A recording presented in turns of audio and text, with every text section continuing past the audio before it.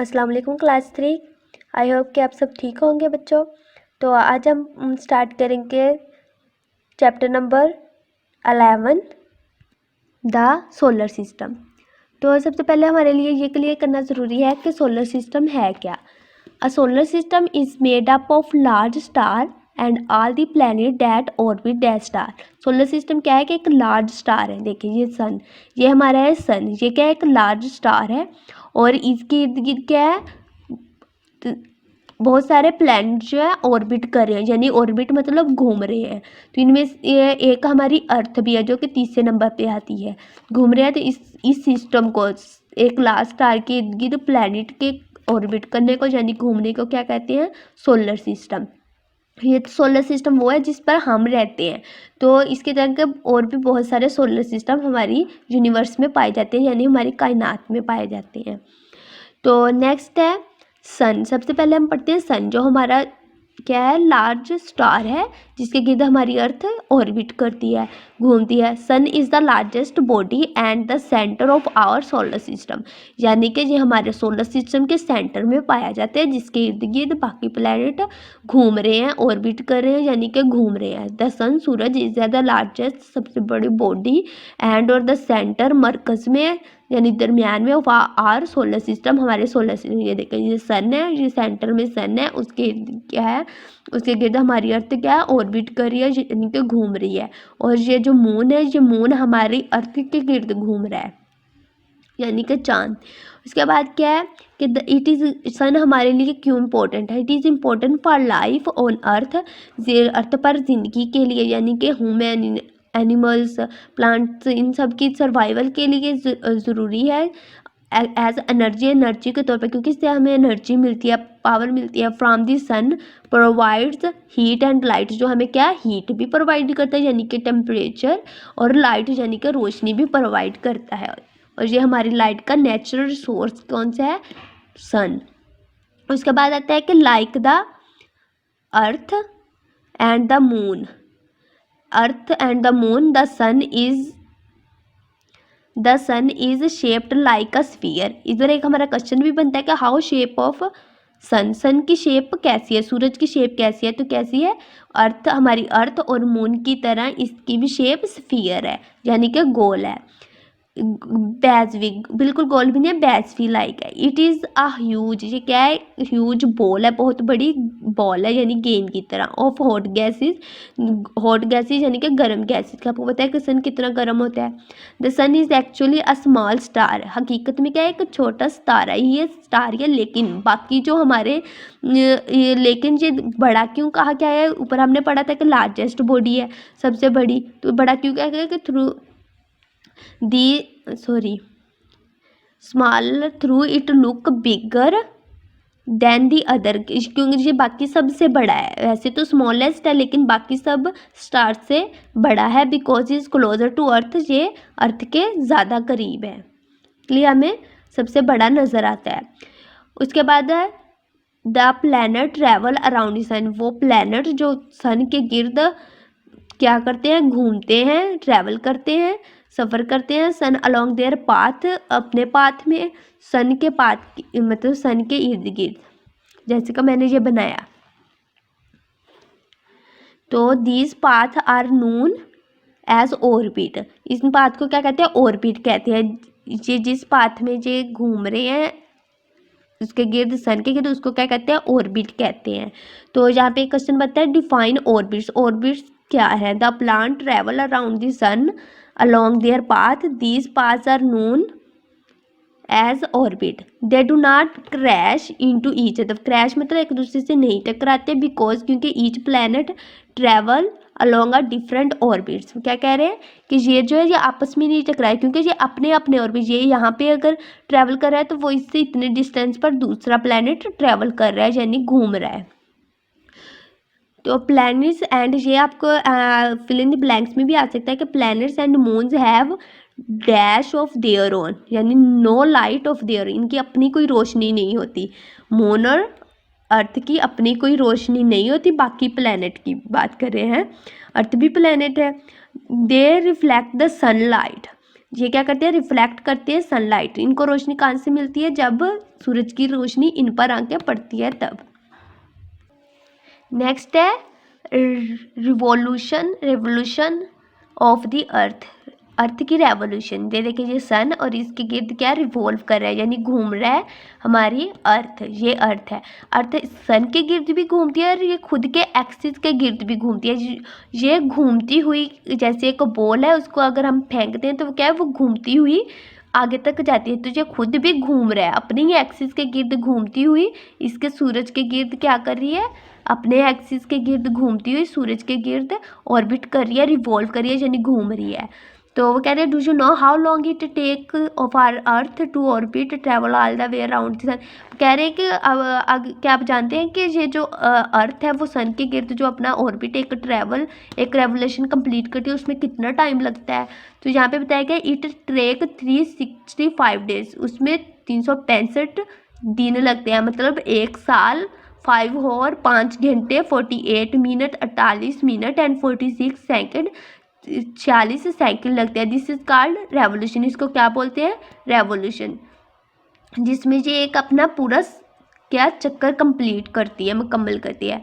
Does that length of time remind you of something. ये जो उन्होंने लेंथ का बताया है ईयर की या डे की लेंथ का, तो वो किसके लिए, रिमाइंड करने के लिए, समथिंग किस चीज़ को, उसकी टाइम लेंथ को रिमाइंड करने के लिए। It is just over a year.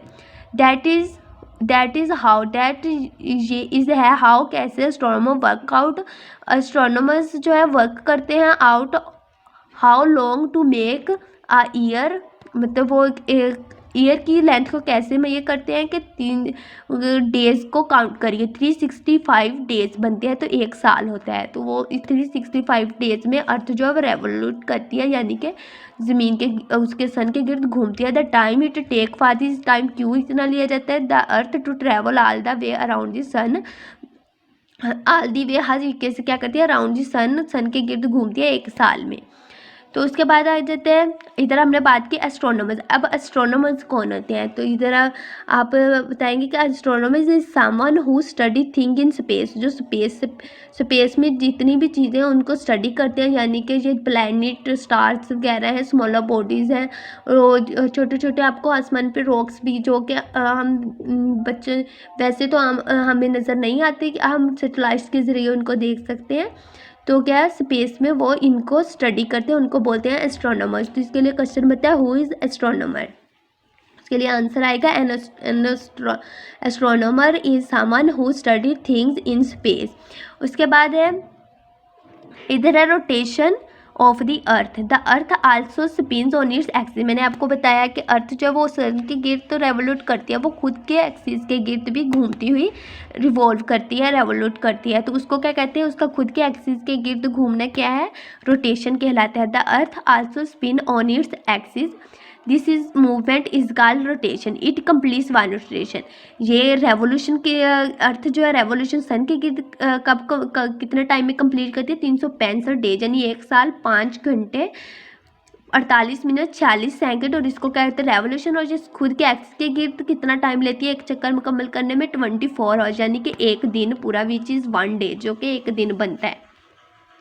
उसके बाद इधर आ जाता है कि moon also rotate on it's, जो चांद है यानी कि मून, ये भी जब अर्थ के गिर्द ट्रैवल करता है तो ये भी अपने स्पिन के यानी कि एक्सिस के गिर्द घूमता है। तो ये अपना एक स्पिन कम मुकम्मल करता है, एक मतलब चक्कर अपनी ही एक्सिस के गिर्द कम मुकम्मल करता है द मून। इसके लिए क्वेश्चन है how the moon take days to complete one, how the moon कितना टाइम, हाउ द मून चांद टेक लेता है डेज दिन टू कंप्लीट मुकम्मल करने में, one rotation on its own, एक रोटेशन को मुकम्मल करने के लिए, यानी एक चक्कर को मुकम्मल करने के लिए अपनी एक्सिस के गिर्द इट्स ऑन एक्सिस कितना टाइम लेता है। The moon also rotate on its own axis taking 29 days, 19 दिन टू कंप्लीट वन रोटेशन, एक रोटेशन कंप्लीट करने के लिए। नेक्स्ट दिया गया है कि therefore we are only able to see the part of the moon on which sunlight fall, यार इसीलिए हम आ रहे हैं एंड ओनली सिर्फ एबल काबिलिटी टू सी देखने के द पार्ट हिस्सा ऑफ द मून चांद का ऑन विच सनलाइट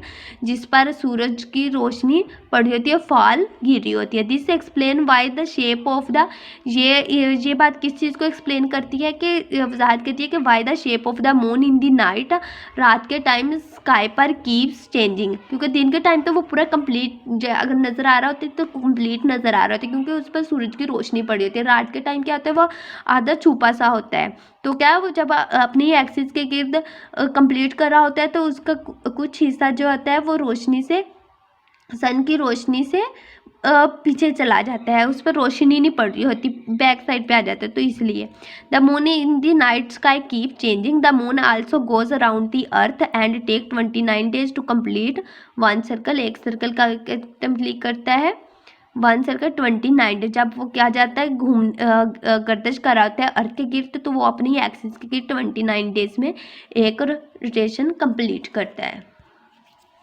इधर आ जाए क्वेश्चंस पर, तो क्वेश्चन है, फर्स्ट क्वेश्चन है how do astronomer work out the length of, के एस्ट्रोनॉमर कैसे काम करते हैं एक ईयर, एक साल को मतलब काउंट करने में, उसकी लेंथ को मेजर करने में, तो वो कैसे करते हैं और क्यों करते हैं। तो इसका आंसर आएगा, अब जहाँ से स्टार्ट करेंगे कि astronomers work out the length of a year 365 days, the time it takes for, ये टाइम कौन सा है, for the earth to travel all the way around the sun. उसके बाद बी पार्ट में है कि यहाँ से अब स्टार्ट करेंगे बी पार्ट के लिए, astronomers work out the length of a day 24 hours, the earth take time, ये वो टाइम है फॉर कंप्लीट, अर्थ का जो अर्थ टेक लेती है time for complete one rotation on its own axis, अपने एक्सिस के गिर्द रोटेट। क्वेश्चन नंबर 2 है डिस्क्राइब द सन, सन क्या है।